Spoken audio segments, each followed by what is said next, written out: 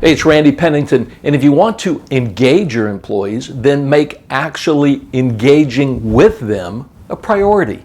Talk with people, not at them. Ask questions, don't give commands. Make them feel important by including them in decisions whenever you can. Help them develop their career and let them know that their good work is appreciated. Building a shared purpose helps, and most important, you have to actually care about them as people. You see, you can mandate employee compliance, but they readily volunteer their commitment and discretionary effort to leaders who actually engage with them rather than talking about engagement. Here are 3 questions you can use to increase employee engagement. First, ask this question: what is your greatest hope? What do you most desire from working here? If you find out what people are trying to achieve, if you can tap into their dreams and aspirations and show them how working with you will enable them to do that, they'll not only be engaged, they'll be very motivated. The second question is, what is your greatest fear? It's not about prying into the personal lives of people, but finding out about their worries and anxieties on the job. If you can create an environment of safety and security, they'll be more engaged and more willing to do their work without fear of reprisal or dealing with anxieties that might otherwise plague them. And finally, question number 3, what would you most like to learn? Sure, there are things we want our employees to learn, but why not ask them what they want to learn? Because they'll be a lot more committed to learning the skills that are of interest to them than they are just learning what we want them to. Use those 3 questions with everyone that you lead and manage, and you'll increase engagement. Hey, Scott, so how do you engage your employees in today's world? Well, here's an idea. How about training? How about education? A recent study said that 23% of your employees are quitting the job. Of the employees that are leaving work at your organization, no matter the size, 23% of them leave for this very important reason: a lack of educational opportunities.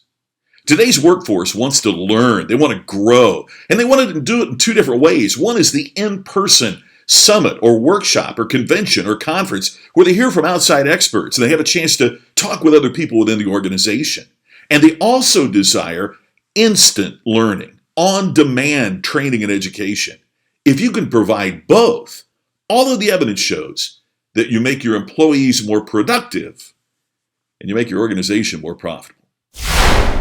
Let's talk about employee engagement. You know, it's really not that hard. It's about communicating with them, talking to them. Walk around and just have a conversation with them. But I believe one of the ways that you can get more out of that is to engage on a topic that you would like to see more of within your company.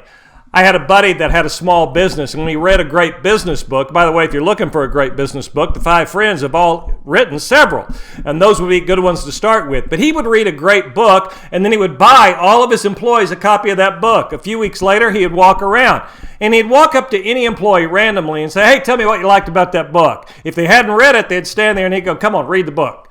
And then he would walk up to an employee and they'd say, "Let me tell you what I learned." And then they would tell him exactly what they read in the book that they thought applied to them being employed there and how it would help them be a better employee. And he would pull out a $100 bill and hand it to them. I guarantee you next time everybody read the book. Employee engagement, be creative with it. Hey, Joe Calloway with a couple of ideas on employee engagement. The first 2, pretty obvious. Number 1, don't just tell employees things, ask them questions. Get their ideas, get their opinions. Number 2, tell them what's going on.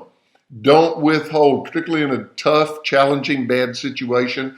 Tell them what's going on. People can handle bad news way better than they can handle not knowing what's going on. Number 3, and my example for this is Marty Grunder, one of the smartest, best business people, business leaders I've ever met in my life.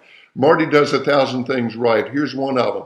He not only is the master of the handwritten note to customers and employees, but when he sends a handwritten note of congratulations or praise to an employee, guess where he sends it? Their home, where when they open it, their family, their kids, their husband, their wife is right there. They're not just employees, they're moms and dads and husbands and wives. Remember that.